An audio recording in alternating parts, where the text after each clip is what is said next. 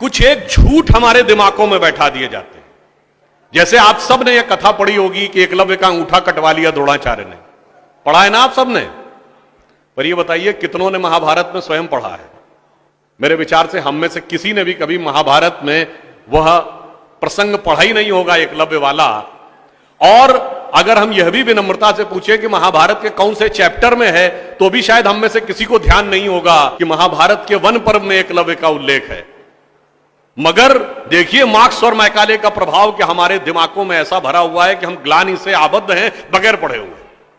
अब मैं आपसे कहूंगा, जाइएगा, जाकर पढ़िएगा। अवेलेबल हो तो इंटरनेट पे जाके सर्च कर लीजिएगा, ना हो तो राम जो महाभारत सीरियल आया था उसका एपिसोड जाके यूट्यूब पे देख लीजिएगा।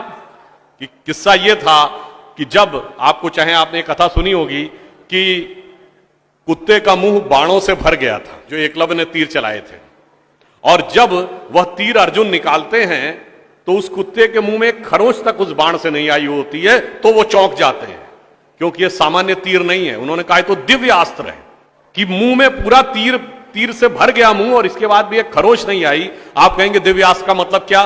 दिव्यास्त्र का मतलब यह है, जैसे रशिया यूक्रेन की लड़ाई चल रही है ना, इससे पहले मिडिल ईस्ट की लड़ाई देती थी, तो जो मिसाइल जाती है वो लेजर गाइडेड जाती है, जिस बिल्डिंग पे गिरना उसी बिल्डिंग पे गिरती है, अगल बगल पे नहीं गिरती, क्योंकि the direction is precise to the metres. पर अगर मुंह के अंदर जाए और खाल पर खरोंच ना आए, इसका मतलब it is so much strongly guided that it is precision to the micrometres. तो जब ये वो देखते हैं ये दिव्यास्त्र चलाना, तो उन्होंने कहा दिव्यास्त्र राजा चला सकता है, ये कैसे सीखा इसने? तो जब द्रोणाचार्य उससे पूछते हैं कि तुमने ये किससे सीखा, तो कहता आपसे सीखा गुरुजी। तो कहते मैं तो तुम्हें जानता नहीं बालक, तुम अपना परिचय दो। अब यहीं पर बिंदु है। एकलव्य क्या कहता है? मैं मगध नरेश जरासंध के प्रधान सेनापति हिरण्यधनु का पुत्र एकलव्य। अरे वो मगध के chief of the arm forces का बेटा था। यदि आप ये कह रहे हैं कि वनवासी था, तो ये भी पूरा वाक्य तो पूरा करो कि वो सेना अध्यक्ष था। मगर देखिए कितनी चालाकी से छुपा लिया आधे तथ्य को, और उसके बाद हमारे दिमागों में भर दिया कि ये बहुत गलत किया गया। बताइए, हमारे हिंदू धर्म के दो महाकाव्य, रामायण और महाभारत, दोनों का रचयिता कौन? रामायण का रचयिता महर्षि वाल्मीकि, जो संस्कृत के आदि कवि माने जाते हैं। आज जो वाल्मीकि समुदाय है वो किसमें आता है? शेड्यूल कास्ट में। महाभारत के रचयिता और वेदांत और मीमांसा के रचयिता महर्षि वेदव्यास, जिनकी मां मछुआरन थी, वह समुदाय किसमें आता है? कुछ राज्यों में, दिल्ली में शेड्यूल कास्ट में, यूपी में अति पिछड़े में। तो मेरे भाई, संत रैदास, नामदेव, कबीर, दादू, ये सब पूज्य संत हुए, फिर भी हमारे दिमागों में ये भरा जाता है। और कौन भरता है? वो लोग भरते हैं जो अपने यहां समाज के गरीब वर्गों की खरीद फरोख्त करते थे।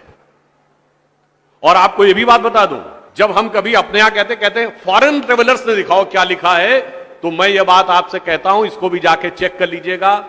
किसी फॉरेन ट्रेवलर का सबसे ऑथेंटिक जो रेफरेंस माना जाता है, वो चंद्रगुप्त मौर्य के समय में मेगास्थनीज आया था ग्रीस से, जिसने अपनी किताब लिखी है इंडिका, आज से 2300 साल पहले।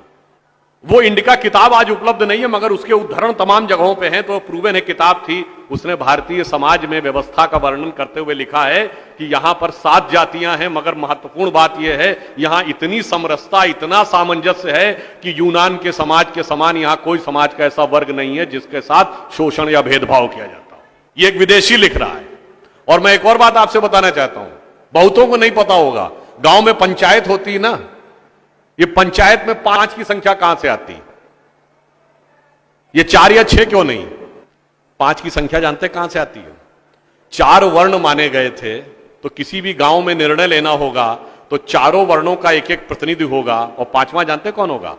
गांव के बाहरी क्षेत्रों में रहने वाले वो वनवासी जो प्रत्यक्ष रूप से गांव का हिस्सा नहीं है, पर हमारे निर्णय का प्रभाव उनके जीवन पर भी पड़ेगा, तो 5वां प्रतिनिधि उनका होगा। वहां से यह पंचायत का भाव आता है। और फिर मैं आपसे कहना चाहता हूं, हमारे दिमाग में एक और चीज भर दी गई कि जाति व्यवस्था हमने बनाई। आपको पता है कास्ट शब्द कहां से आया? ये कास्ट अंग्रेजी का शब्द नहीं है, ये पुर्तगीज भाषा का शब्द है।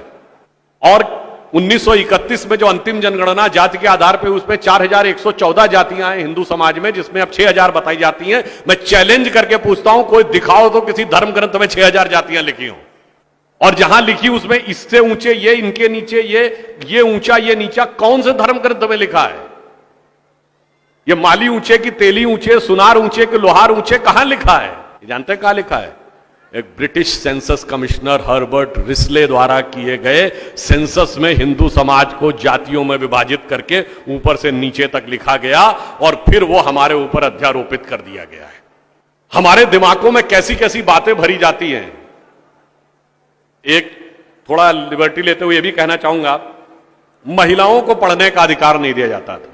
अब यह बताइए, हमारे यहां दिल्ली में लोगों को ध्यान नहीं होता है, आप लोगों ने मैत्री कॉलेज और गार्गी कॉलेज है ना, ये मैत्री और गार्गी कौन थी? ये वैदिक काल की 20-22 विदुषी स्त्रियों में से एक हैं। गार्गी ने ऋषि याज्ञवल्क्य के साथ शास्त्रार्थ किया। फिर मैं चैलेंज करके कहता हूं, दुनिया में कोई दूसरा धर्म संस्कृति बताइए जहां धर्म पे टिप्पणी करने का अधिकार किसी महिला को हो और किसी धर्म के ज्ञाता के साथ शास्त्रार्थ करने का अधिकार। फिर हमको समझाया जाता है कि हमारे यहां बराबरी नहीं थी। अरे आप सबको याद हो, सबसे प्रख्यात शास्त्रार्थ कौन सा है? आचार्य मंडन मिश्र और आदि शंकराचार्य के बीच में, दोनों के बीच में जो शास्त्रार्थ हुआ, उसका जज कौन था? आचार्य मंडन मिश्र की पत्नी उभय भारती। फिर मैं चैलेंज करके पूछता हूं, पहले दुनिया कोई धर्म बताइए जहां टिप्पणी करने का अधिकार स्त्रियों को हो और जज बनने का अधिकार हो डिस्कशन में। उसके बाद हमसे कहते हैं कि साहब बराबरी नहीं थी।